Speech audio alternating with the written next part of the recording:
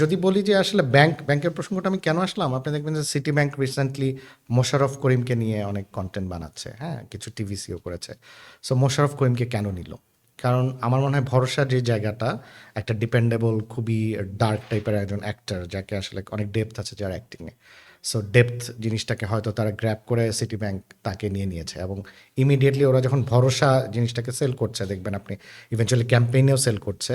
তো সেখানে আপনি দেখবেন যে মোশাররফ করিমের ছবিটাও আছে। সো আপনি কিন্তু রিলেট করতে পারছেন, কারণ সে একজন ডিপেন্ডেবল আর্টিস্ট, অনেক বছর ধরে আছে, তার একটা গ্রহণযোগ্যতা আছে, তার একটা ম্যাচুরিটি আছে, এটাকে তারা ইউজ করতে পারছে। সো এটা নিয়ে ক্যাম্পেইন বিল্ড করা কিন্তু ইজি। তো আমি যেটা বললাম যে classical method of branding, city bank কিন্তু এই ক্ষেত্রে ক্লাসিক্যাল রাউটটাই নিয়ে ব্রিলিয়ান্ট একটা আইডিয়া নিয়ে, ব্রিলিয়ান্ট একটা জার্নি নিয়ে শুরু করেছে, with the right person, with the right tone.